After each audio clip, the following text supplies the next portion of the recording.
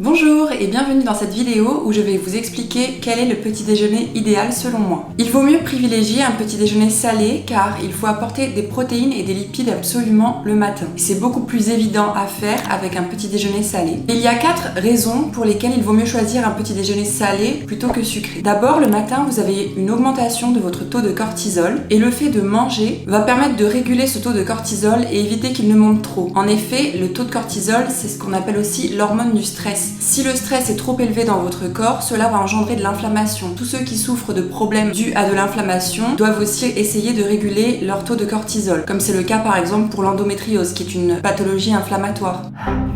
Ensuite, en optant pour un petit déjeuner salé, vous allez être réellement rassasié jusqu'au midi, alors que quand vous mangez sucré, en général, vous avez faim vers 10h. Également, avec un petit déjeuner salé, vous allez éviter d'avoir des pics de glycémie, des hausses de glycémie et des chutes de glycémie. Et donc d'entrer dans ce qu'on appelle le cercle infernal du sucre. Lorsque vous consommez du sucre, cela va augmenter votre glycémie. En fait, le pancréas va produire de l'insuline afin de faire baisser le taux de sucre dans le sang. L'insuline va emmagasiner le glucose dans le foie, les muscles et sous forme de graisse. Puis la glycémie baisse et ensuite vous avez à nouveau cette sensation de faim, des coups de fatigue, des envies de sucre et donc on parle du cycle infernal du sucre. Ça se réitère à l'infini. Comme je vous l'ai dit, il est conseillé de consommer des bons lipides, donc des bons gras et des protéines dès le matin. Les lipides servent à stocker l'énergie et servent également à la construction et la structuration des tissus. De plus, des bons lipides du type oméga 3 que vous pouvez trouver donc dans les graines par exemple de chia, mais il faut qu'elles aient été broyées, ou bien dans l'huile de lin, de cameline, de chanvre. Ces huiles sont d'ailleurs à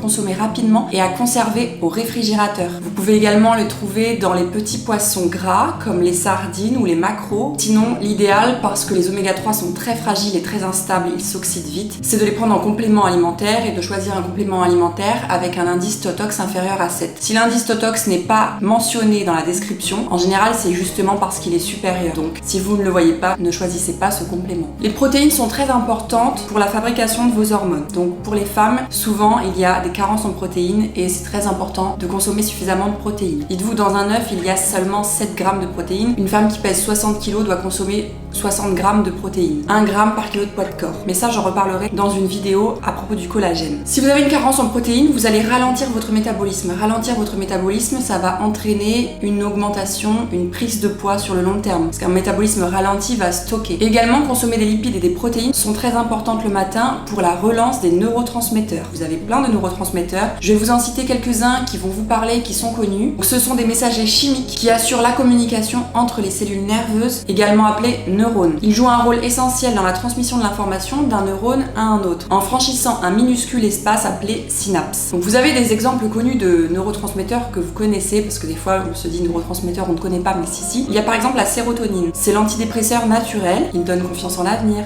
il nous permet de rire. On va observer un manque de sérotonine chez les personnes par exemple qui sont un peu déprimées, qui ont des fringales ou qui prennent des substances addictives en fin de journée. Ça peut être du tabac, de l'alcool, des sucres, des bonbons, des gâteaux vers 17h, cette petite envie. Et cette envie surtout que vous avez quand vous êtes par exemple au travail et que vous n'êtes pas forcément heureux dans votre travail, mais que vous n'avez pas quand vous êtes en journée en famille et que vous êtes occupé ou avec des amis ou que vous êtes en randonnée ou que vous découvrez un pays. Ça s'observe aussi chez des gens qui sont irritables, qui ont du mal à s'endormir car ils ont des pensées qui tournent en boucle. On peut également voir aussi des problèmes d'estomac tels que des spasmes nerveux. Et il faut aussi savoir que le café limite la sécrétion de sérotonine. Il y a également l'acétylcholine qui est impliquée dans la contraction musculaire, la stimulation hormonale et des fonctions telles que l'éveil, l'attention et la sexualité. Également la dopamine. La dopamine, elle régule l'énergie, la posture, elle est associée à la recherche du plaisir et des émotions. Pareil, on va observer un manque de dopamine par exemple chez des personnes qui ne peuvent pas démarrer leur journée sans leur café, qui ont des difficultés à se concentrer, qui sont accros aux boissons énergisantes type Red Bull, Monster, accros au sucre, qui ont toujours besoin d'un petit bout de pain, de bonbons. Donc en fait, les neurotransmetteurs, ils sont essentiels pour la mémoire, pour les émotions et le bon fonctionnement du système nerveux. Donc si vous vous reconnaissez, là je vous ai donné des exemples de neurotransmetteurs assez connus avec des dysfonctions qui peuvent s'observer assez facilement. Demandez autour de vous aux gens aussi, est-ce que tu trouves que je suis comme ça? Est-ce que tu as l'impression que je mange tout le temps à 17h? Parce que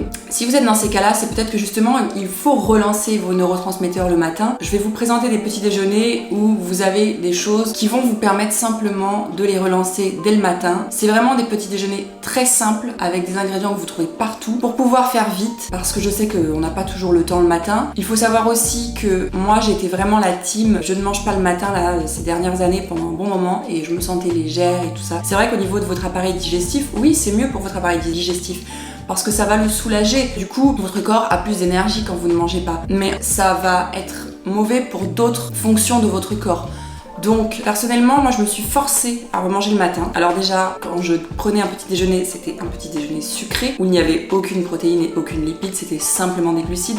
Les glucides, c'est totalement facultatif. Je vais vous emmener dans les recettes de ce matin parce que les gens aiment bien avoir des glucides le matin. Sachez que c'est totalement facultatif. Vous pouvez ne manger que des protéines et des lipides le matin. Un petit déjeuner de base que je ne vais pas vous montrer là, mais que je fais classiquement et que je montre dans ma vidéo morning routine, c'est simplement 2 ou 3 œufs au plat ou en omelette ou à la coque. L'idéal normalement avec les œufs, c'est d'avoir un jaune cru et un blanc cuit. Et donc je me fais 2 ou 3 œufs avec un peu d'avocat et du tartare d'algues, 1 à 2 cuillères à café que je fais moi-même. Donc je mets dedans de l'huile d'olive, du citron, de l'ail. Ça aussi, l'huile d'olive et le citron, ça va aider votre chasse biliaire, donc ça va vidanger la bile pour la mettre dans votre estomac, ce qui va ensuite vous aider à digérer les protéines, parce que c'est dans l'estomac que les protéines sont digérées en grande partie. Donc ça, c'est vraiment mon petit combo de base que je me fais par défaut tous les matins. Et des fois, je varie un peu avec des recettes comme je vais vous montrer là. Essayez-les, goûtez, faites-le pendant une semaine et après vous verrez que moi, au bout du 3e jour, c'était bon. J'arrivais à manger le matin et j'arrivais également à manger salé.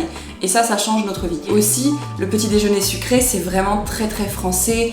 Je me souviens quand j'avais fait un échange, il y avait aussi les Italiens qui mangeaient sucré, mais globalement dans le reste du monde, les gens mangent un vrai repas le matin, hein. Ils mangent leur reste de la veille au soir, et ça c'est dans énormément de pays. Dites-moi également en commentaire quel est votre petit déjeuner actuel, celui que vous prenez en général.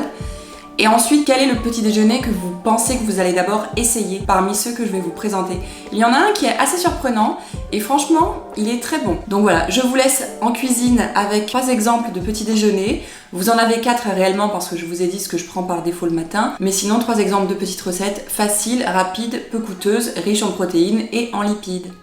Pour cette première recette, il s'agit d'un porridge salé. D'abord, mettez un volume de flocons d'avoine pour un volume d'eau dans une casserole. Laissez cuire quelques minutes à feu moyen. Une fois que c'est cuit, vous pouvez mettre votre avoine dans un bol. Pensez à le saler et à le poivrer dans la casserole. Ensuite, ajoutez des œufs. Vous pouvez mettre des œufs mollets comme moi, ou bien des œufs au plat, ou des œufs durs qui ont été cuits la veille. Et ensuite, vous pouvez ajouter des tomates cerises ou un reste de légumes ou de l'avocat.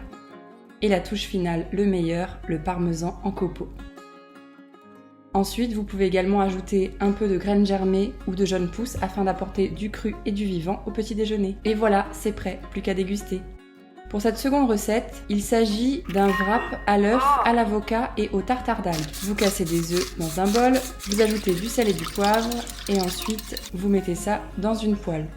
Tout juste en ayant versé les œufs dans la poêle, ajoutez par-dessus votre wrap. Il va venir se coller aux œufs. Une fois cuit, vous le retournez dans votre assiette et vous y ajoutez de l'avocat et du tartare d'algues. J'ai oublié de le mettre en image, j'ai dû le rajouter juste après. Vous roulez et c'est prêt. Pour cette troisième recette, normalement, il faut utiliser des galettes de blé noir ou dites de sarrasin. Ce n'est pas du blé, c'est du sarrasin. Les galettes bretonnes, vous savez. Vous les mettez au fond de la poêle et par-dessus, vous venez casser des œufs, vous ajoutez des champignons et du jambon. Ensuite, vous refermez afin que le blanc d'œuf cuise. Il ne reste plus qu'à servir. Bon appétit! Voilà, j'espère que ces recettes vous auront plu, que vous allez les essayer. Dites-moi celles que vous avez préférées une fois que vous les aurez goûtées et vous verrez que c'est très simple à faire. Je vous laisse pour une prochaine vidéo. Au revoir!